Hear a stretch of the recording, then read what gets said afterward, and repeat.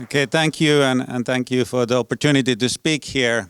I titled my talk "Building a Meaningful Future" because this talk is about a lot about technology, AI, and other technologies. But I think that technology can be used for good purposes, and in that sense, I try to give you a perspective from 3 angles that what's happening. One is the disruption of work, which is very much centered around artificial intelligence, machine learning. What's happening, what should you study, what you should maybe not, and how do we cope with that.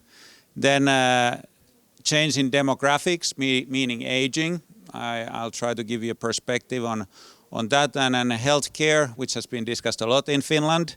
And lastly, the climate change. I think we have learned that the politicians have learned the word 𝘈𝘈𝘭𝘵 climate change in Finnish, and even a word of carbon sink, and maybe we get the law to support the electric cars, but I think that there's much more in that one, and I want to open up a little bit about my thoughts. So these are the 3 topics, but before that, I just also wanted to give a short perspective on my own experiences, that who is Tero Ojanperä. I actually started my career as a researcher and wrote this book, Wideband CDMA for 3G mobile communications in the late 90s. I did my PhD also in 3G, and I've always kind of been drawn into new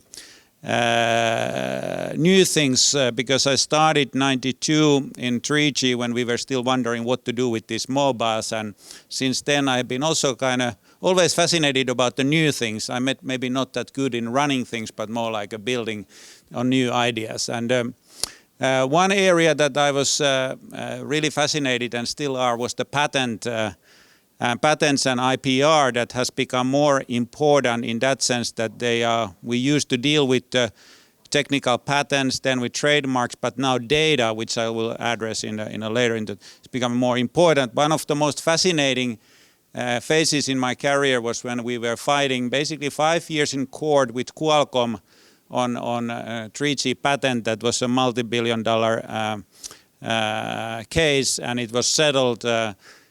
Year was 2008 in Delaware, in a small restaurant, actually in pizza restaurant, when this headline was generated that we settled the case and made a 15-year deal. And now that same battle, actually called patent wars, is continuing with Apple and Qualcomm, if you follow the news, but very interesting part. Then I had a little bit lighter phase in my career. I had the privilege of hanging out, maybe somebody you know, Slash there, that Nokia was, there was this heavily photoshopped photo of me in the Fast company. And of course, I was proud to declare that the Nokia is making 13 phones a second. How could you fall actually from that one? Of course, we will build a great entertainment network, and of course the rest is history. It never happened, and we know what happened. But it was kind of interesting, and I'll come back in a minute to that one. That how big corporations, they tend to think that whatever you do currently, you are invincible and you can win. Of course, that was for personally a very interesting period. I was living in the US and building the connections to the media industry, but at the same time, we were at the age when the Nokia sort of the business was already melting down. This Keep Mobile Weird photo is from South by Southwest festival from Austin, and if you know, actually the Keep Austin Weird is actually where this originates, and it means that it's supporting the local businesses and everything indie and don't go for the big corporations. So we made this Keep Mobile Weird t-shirt and it's very topical actually, that in some sense we should remember that even though business is global and where we come from, it's still very local, and we should kind of see the important things nearby us. Then in the middle, just these are like some glimpses, but those who cannot read Finnish, 500 beers was exchanged for mentoring.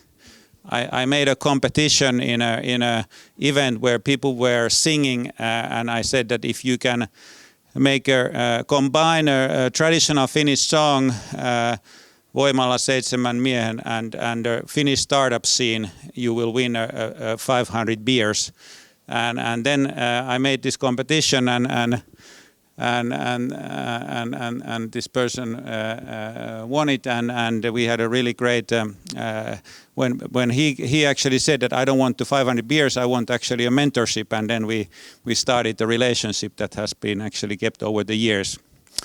And then the last point is about my previous phase and still continuing. I've been active in the Finnish startup scene. I founded together with some other people venture fund called 𝘈𝘕𝘭𝘵. We have invested into companies like Better Doctor and Transfluent and so forth. And also we were active in investing in the content, like the movie, the latest new TV animation, TV series of Moomin is partly financed by 𝘈𝘕𝘭𝘵. So there has been a kind of, the fund was created actually with the notion that you could finance content, but also then build on the technology, and it still exists, and I'm currently a chairman there. My now latest 2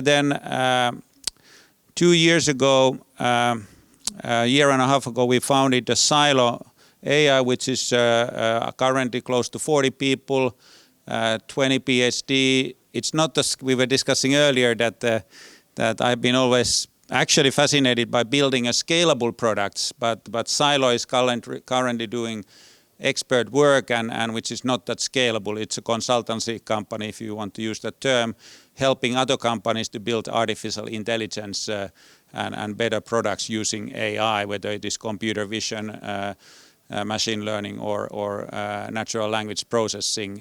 Customers in Finland, but also we recently started an automotive computer vision project to German-based automotive client, and also working to US with some companies.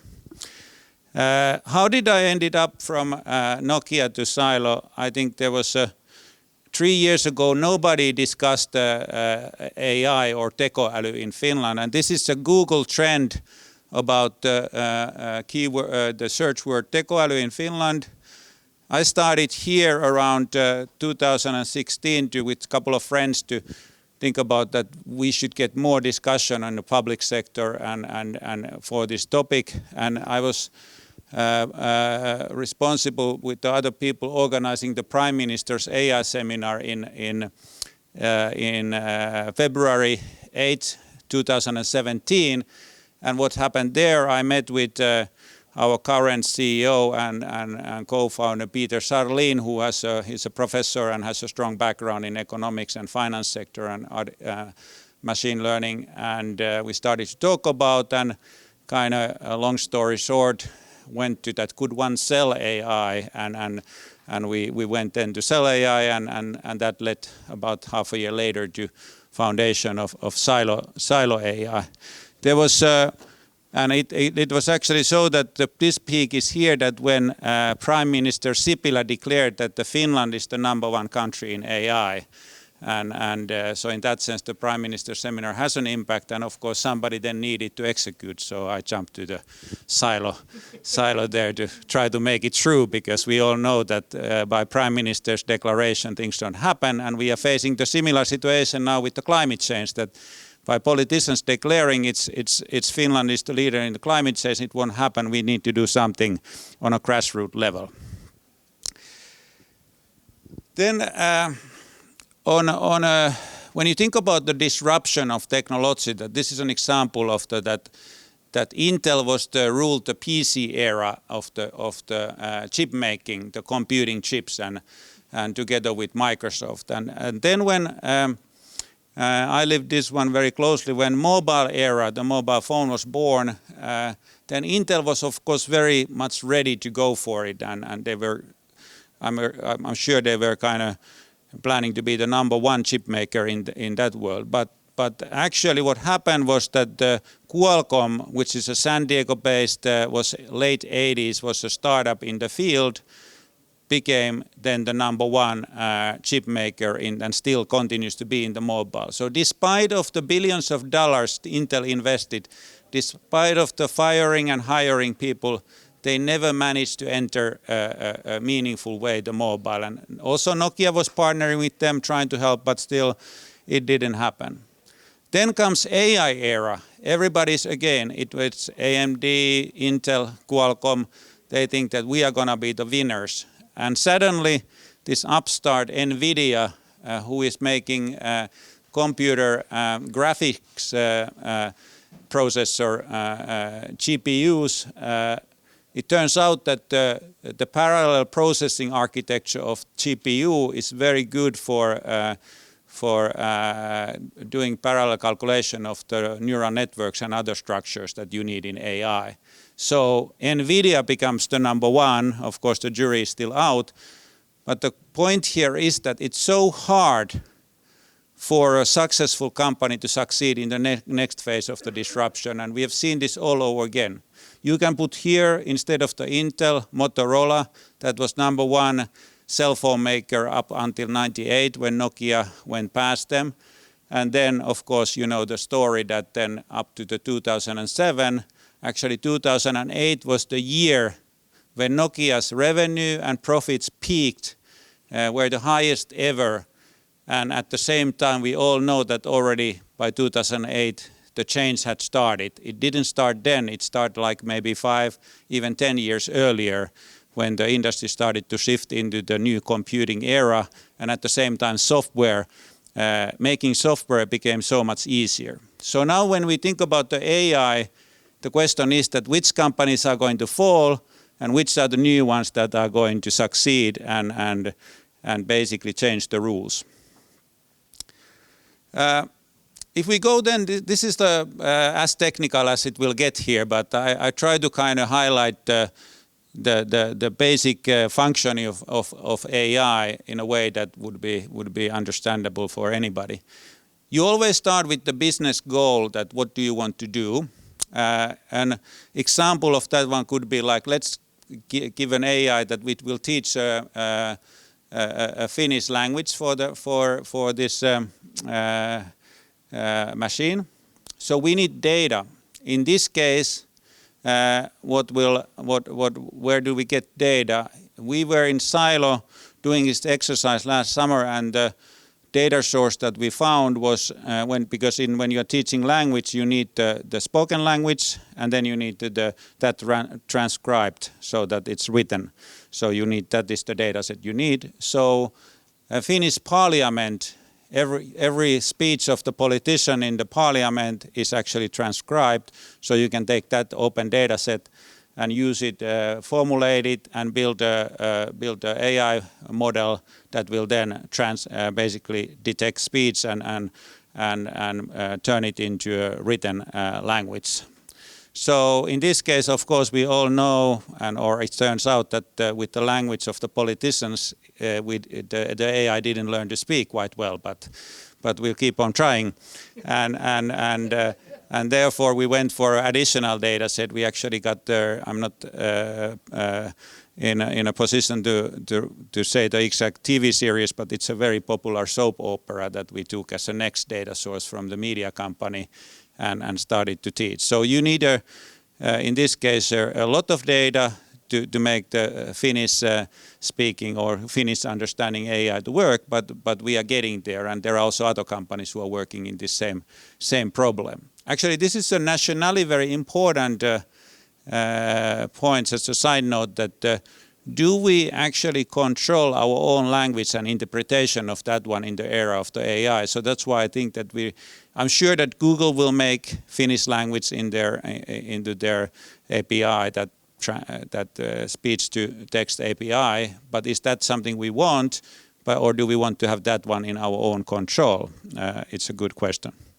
Another example one could take here is the business objective or objective could be diagnosing a patient. So in this case, for example, you have all gone, or some of you have gone into these chat doctors that you kind of basically chat with the doctor through chat that, hey, I have a fever, this and that, and then they diagnose you on there. So if you take enough of these chats and the diagnosis, you have a data set that you can then prepare build a model, and basically for a reasonable amount of cases, the AI would be able to give you a diagnosis. And then you get an automatic diagnosis, the medicine in the pharmacy, and there you go. Maybe actually there we don't want to get an automatic diagnosis, but we want the doctor to check it. And in this way, we come back to into this rest of the loop that if you check the output and you kind of say that was it right or wrong, does it need to be modified, you go back to the model, and in this way, every diagnosis prediction that you make using AI, it's a possibility for learning. So somebody has asked that what is AI and machine learning, what are they practice? One interpretation is that if it is PowerPoint is AI, if it is a real code is machine learning. But in that sense, my kind of point is that if you have a learning system, that every time you do something, you actually learn from it and it develops better capabilities, then it's kind of, let's call it the true AI. Of course, we are still far away from this AI that would take over the world. I mean that it would learn so much that it would start to develop itself, because currently AI is always working on a given boundaries with the business objective. So I'm not a keen fan of the science fiction stories, although there are very good books like Max 𝘕𝘕nwall that wrote this book Life 3.0 that is speculating and giving a lot of sort of the context to this self-developing AI. Then when you think about and by the way, if you have a question or want to interrupt and give your point of view, feel free to do it anytime during the presentation. And when we think about the AI that give it a goal, then make it do something, it's going to change how businesses will be done, and it gives you a totally new opportunities. I was born or actually raised born in Korsnäs, which is the most Swedish-speaking commune or village in Finland. Then I was raised as a kid in 𝘬𝘕𝘭𝘵, which is a small mining village or town in North Finland or nearby Oulu. So this example is actually related to the explosive that you can see that this is a mine, open mine that will they want to explode these rocks there. And in order to do that, you need to design the blast. How do you actually place the explosive there? What strength do you put there? So it's called blast design. This is done by engineers that have studied the field. And 𝘴𝘦𝘵 is an Australian company that has been doing manufacturing explosive for years. They realized that their engineers are doing something that is actually quite sort of the repeatable, that you give a goal, you design the explosive field, the blast field, and then you do the blast and see the result. So they started to record this data, and in that sense, when the data was recorded, then they built a machine learning model that basically did the same thing, that designed this blast, this optimized blast design. And go for a while, they have enough data, they can open this service, they call the 𝘴𝘦𝘵 Blast IQ, for any customer in the world. So now every time their customer is doing a blast design, they will get the data, and this says they will learn more about. So you have a goal, you have the data, you do the model, and when somebody then uses the model, they will get new data. So they become better every day. So in that sense, 𝘴𝘦𝘵 had actually scaled the human mind, in this case the engineer's mind, into something that you can sell everywhere in the world. A company that was locally manufacturing is suddenly a service company that can serve anybody in the world, unlimited supply in their expertise. So if you take this one back into to any company today who have expertise, including AI companies, but especially traditional companies, you should think about, am I the one who is going to scale my mind and expertise to sell it globally, or am I the one who will be actually eaten by companies who will do it, and decide your strategy based on that thinking. And when we look at then the kind of Finland, we have a very strong base of B2B companies that have been, whether it is Cargotec, Konecranes, Wärtsilä, Normet, they are global experts in their field. And in some ways we are used to that the value was in the physical products, whether it was in taxi.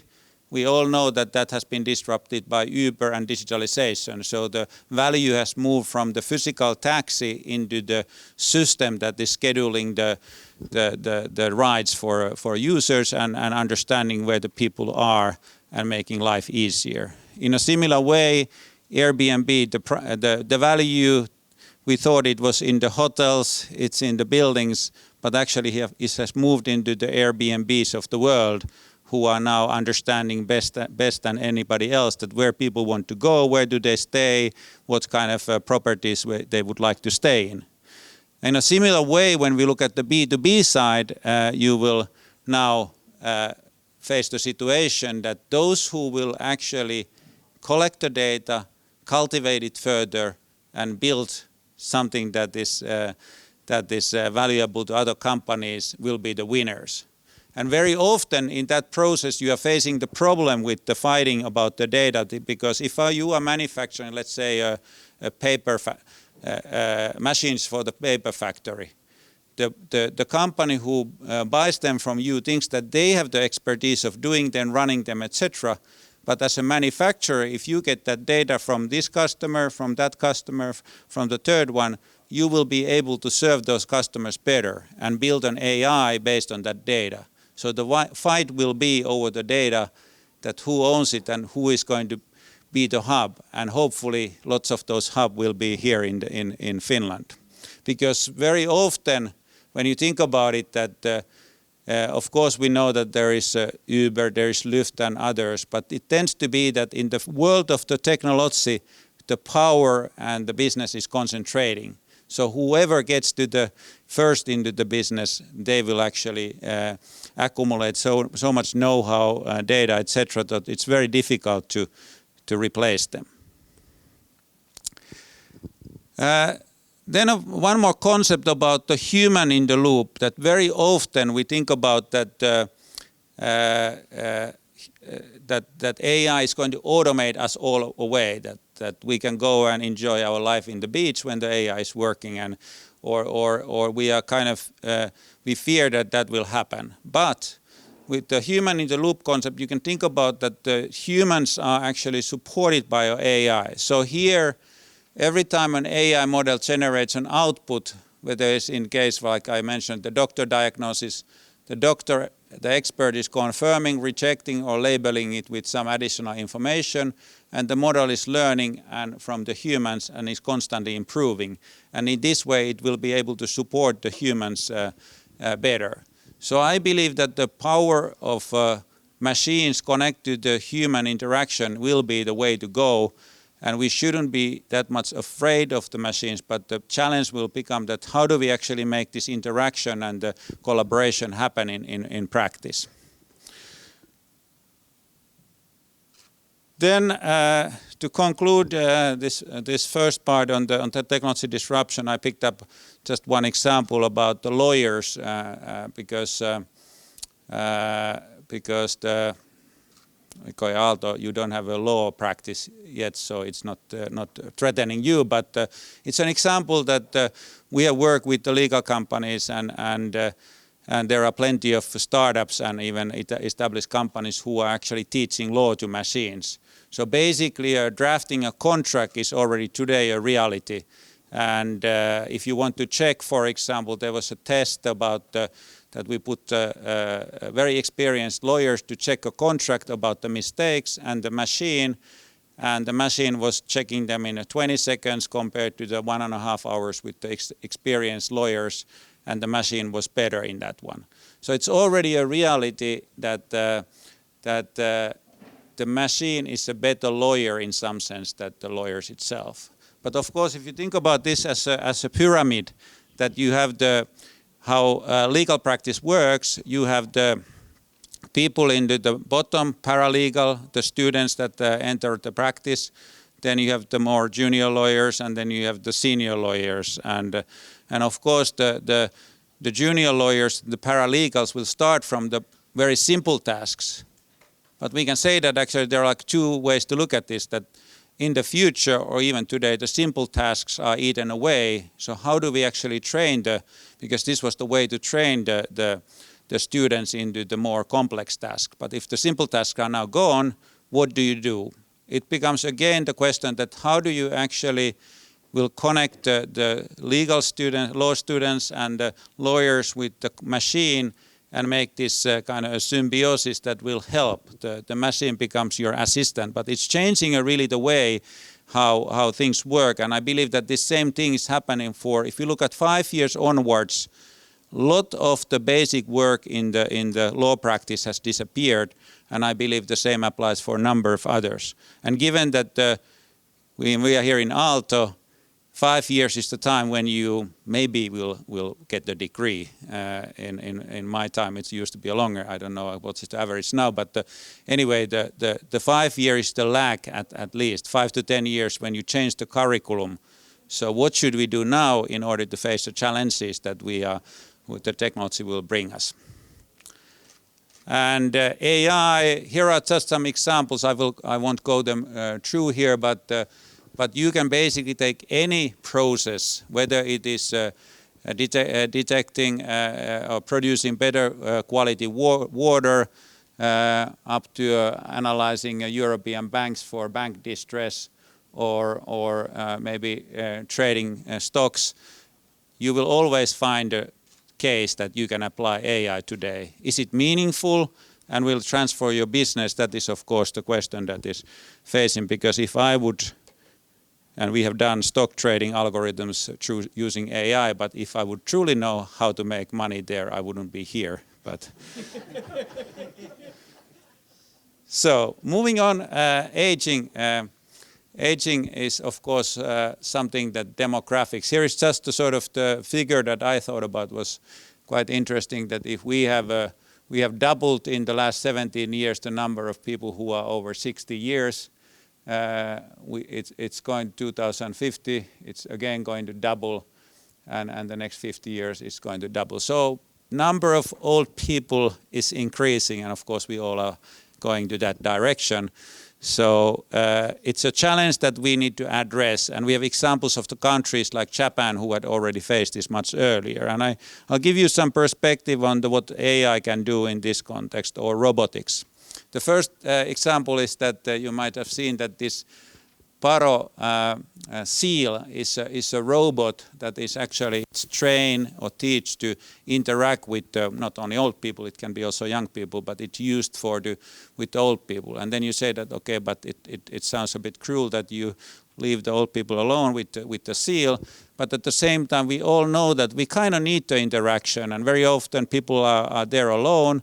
So this Paro is kind of a nice figure. You can hold it. It kind of learns from the interact with you in a certain way. It doesn't really speak, but it's interacting with you. And there are scientific research that this actually will help the people to feel better. So this is just a simple example that is already reality today, even noted by Savon Sanomat.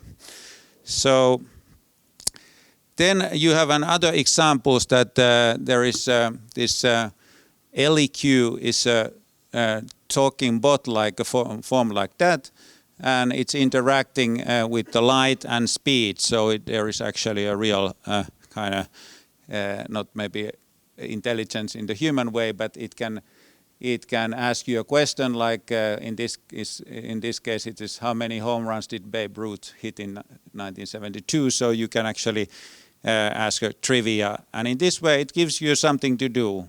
And we all know that in some ways the more you can activate people, the better off they will be. So this is just a simple way of actually bringing these robots in the life, and it looks like that this is just one example, but it looks like that this basic if you go and see the videos through the 𝘬𝘰𝘮, you can see that it's kind of really even a funny when it interacts. And then here is also a startup from Norway called 𝘬𝘯𝘰𝘮, and 𝘬𝘯𝘰𝘮 is actually a kind of facilitating the group work and helping to sort of facilitate the interaction with the students. So it can also work with the young people and help in this kind of setup and even without a teacher. So teacher might actually do something else in the meanwhile. Now it's an exercise time. So I would like you to actually put your hands like this forward, both hands. And then you start to just do like this, just to stretch out a bit. And then if you observe your next door neighbor, can you see anything specific? And okay, thanks. So any observations? Yeah. So we are talking about a bit more serious things because you were just detecting the Parkinson's disease early on. So there is a company that has actually Tencent and a company called Medopad. They have with the computer vision, they are able to track how you actually move, and because of the Parkinson, it gives you a sort of the certain that you start to slow you down. And even if the human cannot see it, the AI will actually detect this condition. So by as simple as showing your hands like this every day, you would at some point of time hopefully not be detected for Parkinson. But the good news is here that this would happen so early, there wouldn't be any other symptoms yet, but there are some tiny changes in the way how you move. And it's also this same company, they were observing the something from the side, and you are walking, and then it observes how you walk. And because of the Parkinson, you start to kind of your joints move in a different way, and there are some changes that will be noticed by the AI. So it's a good practical example how helping to detect the disease early on, you can be treated and your life expectancy and also the quality will be better. A similar thing was, it's a Finnish example, but this University Helsinki and University of Pisa, they developed a computer vision to detect the CP condition in a babies, which was 95% accurate. The same concept. You actually take a video and then analyze that one with the certain algorithms, and it will understand that whether you have this condition. And of course, because the babies cannot talk, this is a very valuable information when think about what treatments would you give. So quite nice way of improving the quality of life. Then we have another example is here related to the detecting Alzheimer early on. Alzheimer can be actually related to a certain conditions in your speech. So this is the technical part, that if you have a sentence here, you can detect, for example, long unfilled pause indicates a word finding difficulty. So you cannot necessarily find the next word. So this will indicate a disease condition. Or use of a light verb in place of a more specific action verb like treading is also one sign of difficulty. Of course, one specific incident doesn't mean anything because we all know that we have faced that situation, and these proper nouns may be replaced by pronouns as memory declines, or you might replace this name with this pronoun. So these are like the scientific, and if you think about the AI, you will now actually take this information, you record your speech, you can detect this early on. So just speak to your phone every now and then it will one day announce that you might have a condition. So this is how it might happen in practice when this becomes everyday life. But here is an example actually for a well-known person. If you listen to the... No, and I'm glad you asked that question because I know it's on many people's minds. I have ordered an investigation. I know that the CIA is already going forward with one. We have a gentleman down in Nicaragua who is on contract to the CIA advising supposedly on military tactics, the Contras. And he drew up this manual. It was turned over to the agency head of the CIA in Nicaragua to be printed. And a number of pages were excised by that agency head there, the man in charge. And he sent it on up here to CIA where more pages were excised before it was printed. But some way or other, there were 12 of the original copies that got out down there and were not submitted for this printing process by the CIA. Now, those are the details as we have them. Okay, I'll stop it here. But this was Ronald Reagan, and this video was actually analyzed by these techniques, and you can even, if you listen carefully, there was some cases when he didn't mention the name of the person at all. There was some pauses. He didn't use the word CIA a couple of times. He was referring to an agency. So there was a clear signs. But this is an example, and actually already at this time when he gave this speech, he was kind of diagnosed by some people, but it was much later when it became evident that he had this disease. So Alzheimer, being able to detect it early, I think again, AI is there, and today we can do it in the lab. I think that given that we have these sensors that are detecting our speech all the time that we use our for example, cell phone, it's just a matter of time when this could become a kind of everyday tool that we will get the data, assuming that we all would like to consent to that, because some people might not actually want to do it. Here we have another example of this is Google's DeepMind and their first commercial product. Those who might know about DeepMind. DeepMind was a UK-based company. Oh, I'm sorry. We are still... Oh, sorry. So I run the video so you can see it. The AI system we've been able to develop in collaboration with Moorfields is able to detect a wide range of different sight-threatening diseases in these OCT scans, and amazingly to the same accuracy as an expert doctor. It's also able to do it while also providing information that enables eye care professionals to review the recommendation that it makes.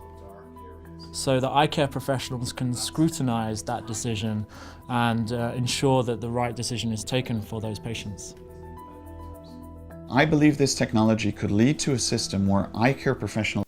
So basically this is DeepMind was a company that was founded in UK. It was acquired by Google, and it's maybe best known for its that it was the AI that was playing Go and was won the human champion in a Go, and also interestingly developed a way to how to play Go game in a very actually creative way that nobody expected that it would happen.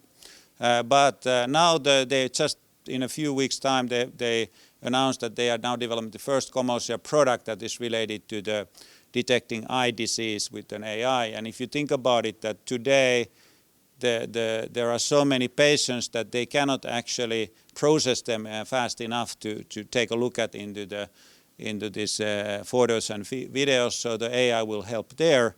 And when we go back to the earlier concept that I showed, the 𝘱𝘦𝘦𝘥, it's not necessarily automatic detection, but those where it says that here is something wrong, this is okay, this is not, then the doctor will take over and check it out, and of course it will gradually improve, and more cases will be automated, but I believe there is all the time new type of the diseases it's able to detect.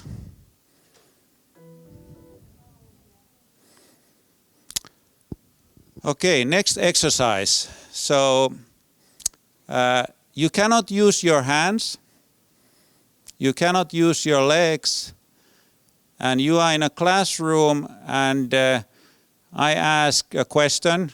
Let's say that I have now asked a question. So can you please indicate that you would like to answer my question? No hands, no legs.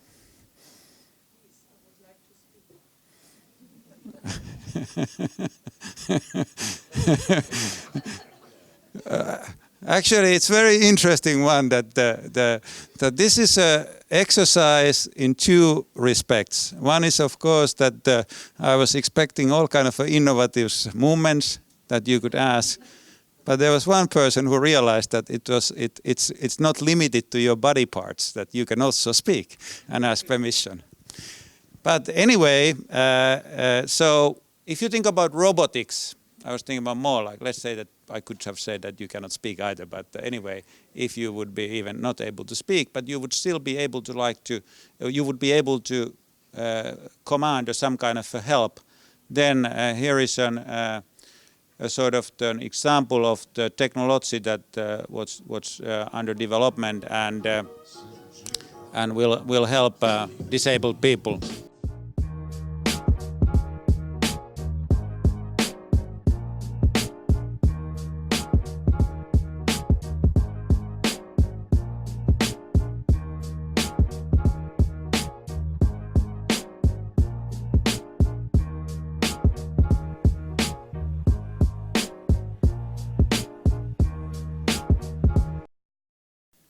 So this is a company called 𝘬𝘪𝘴, and they have developed this robotic arm. And if you think about it, that how much help there is, that okay, whether it is even in your office, but for especially for old people who don't have the strength to even to move a furniture, get something from another room to another room. It's a tremendous help, not to talk about disabled people who might not be able to use their hands, and suddenly they are able to use it. So I think it's a great piece of technology that will definitely help to improve human life. So that was about how AI robotics is helping us in the aging society, and also when we look at disabled people, improving quality of life. The last piece I want to talk about is about climate change, and we have all heard about global warming, so I won't explain the case anymore. But also, I think maybe even more importantly, what's the problem is that the biodiversity of the world is decreasing. So we are building more and more, and forests are disappearing. There is not nature that would actually heal the planet. So if we think about carbon dioxide, it's not the first time we have this level of carbon dioxide in the world that we are having that is causing the global warming. There has been periods of time in Earth that we had a higher concentration of carbon dioxide in the air, but nature had a much better defense mechanism to actually heal itself, and that's the big problem today. So the question is that how do we actually not only fight against the climate change, reducing carbon dioxide and release, but also how do we actually increase biodiversity? Creating planet intelligence is the one way to fight the climate change, that understanding that what's really going on. Here is that if you take a satellite imagery, artificial intelligence, and the huge computing power that we have available, you can actually start to do a lot of interesting things. That, for example, you can get the tree features and productivity, what's threatening our trees, what kind of sustainability insights you can get from the forest and other pieces of nature. So here are two examples. The upper one is that it's a company called 𝘬𝘪𝘵 They are basically, this is a forest and understanding the growth of the forest in a different ways, and they are basically taking any video, satellite image, and they can analyze it and see what's going on, including getting this kind of that, hey, down to an individual tree, what's threatening these trees in this area. So it's very powerful of understanding that what can we do to understand that what's going on, and then of course how do we react into these ones. And then the other one is here, Los Alamos National Lab AI. Weather patterns are very complex and it's hard to predict, but AI is helping to understand even the long-term impacts of the weather patterns, and in this way truly giving us more insight that what's happening in the field of the climate change. Then I have two other just examples that this is, let me see if I can get this going. Yeah, so this is basically a demonstration of the, looks like that.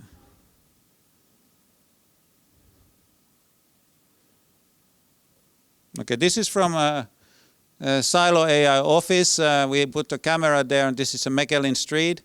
And it's basically, in this case, just a simple algorithm detecting that which is car, what trucks are there humans, etc., traffic lights and other objects. So this was a simple experiment. And main point with this one is that with help of the computer vision, we can get video from anywhere in the city. We can understand the patterns, what's going on in the city. And in this way, for example, detecting, a simple thing is that, hey, here is a parking spot that tends to be empty at the given times. So could we connect that information into maybe in the parking system, like then would send a message, find out that who owns the parking spot and say, would you like to rent it for a day, reducing the actual need for building parking spots. So we can get all kind of new insights that will help to design the cities, and this change find ways to use resources in a more efficient way. Here is an other example then.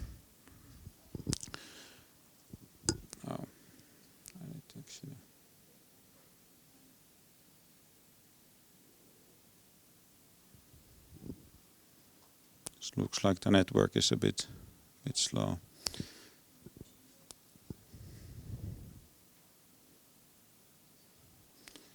But basically this is another, it's a company called Data from the Sky that is basically tracking every vehicle, their speeds and how they are moving. And of course, I think Helsinki city planners could have a use for this kind of a technology, because we are currently, I think that there is some technology being used, but a lot of the things are like, people are claiming that there is no rush or traffic jam in 𝘬𝘦𝘦𝘤𝘵 and it won't become, etc. We have these statements, but at the same time, we don't have the data actually from Helsinki to see that what's happening in real time. Where are the congestions? What time are there?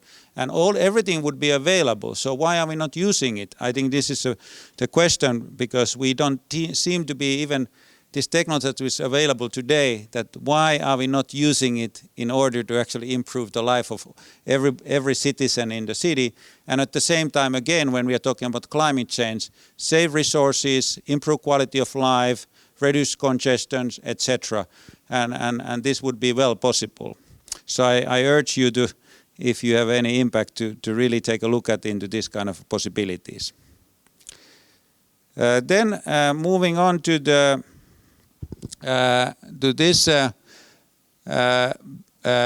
into drones.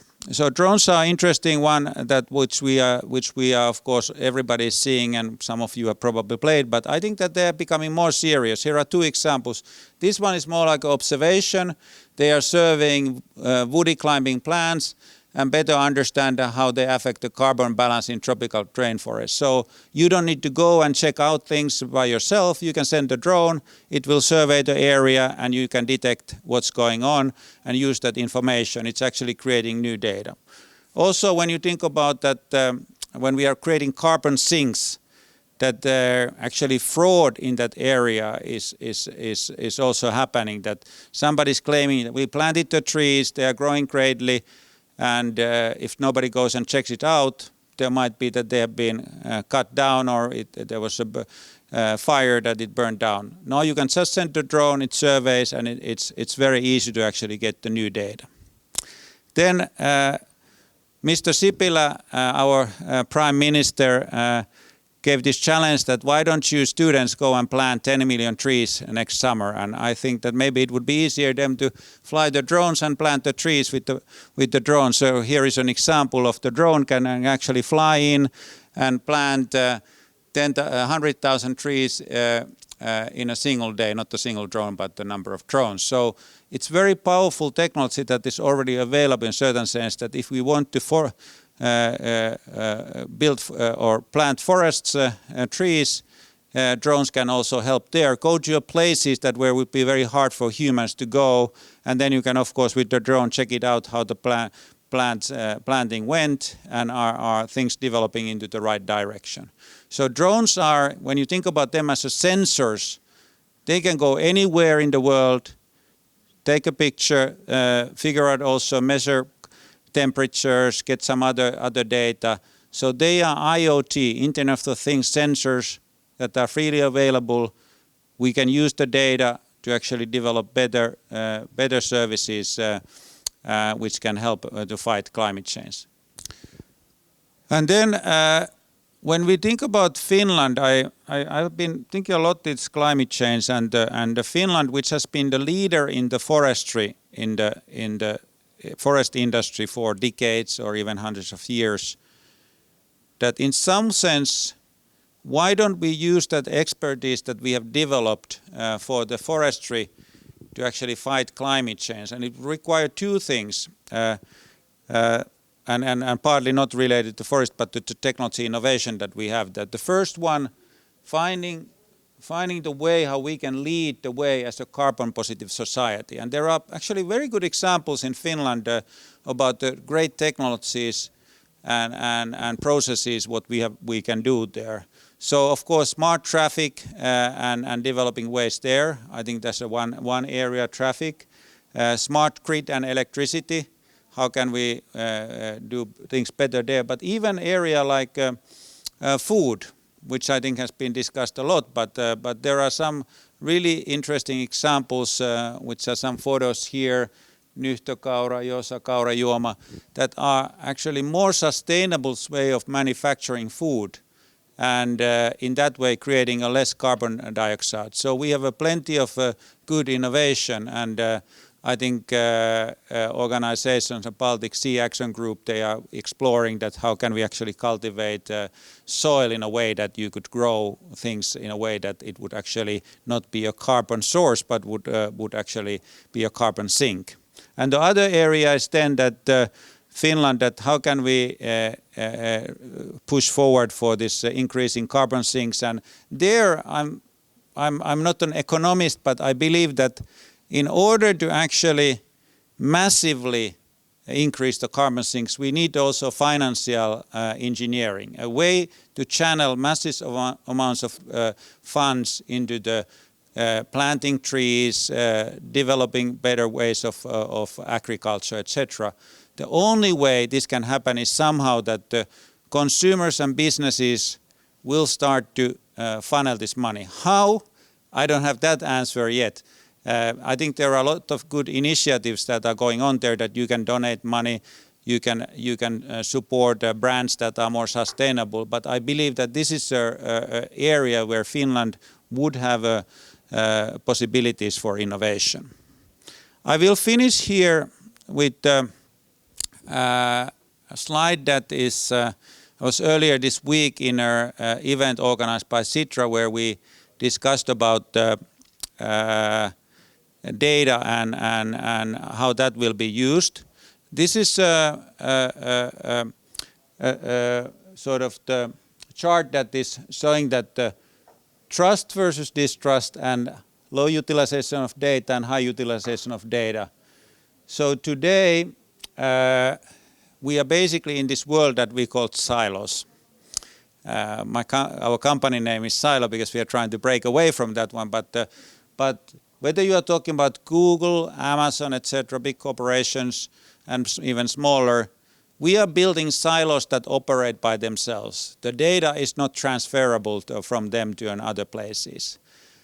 A lot of the European regulation is actually trying us to move from the silo to a broken society. Broken means that the trust has been breached, your data is misused, identity theft, and things like that. GDPR, which was the legislation to protect our data, is very much built on the premise that this kind of protecting the data, protecting the individual, but it is not promoting a sort of the new way of doing business and breaking away from silos.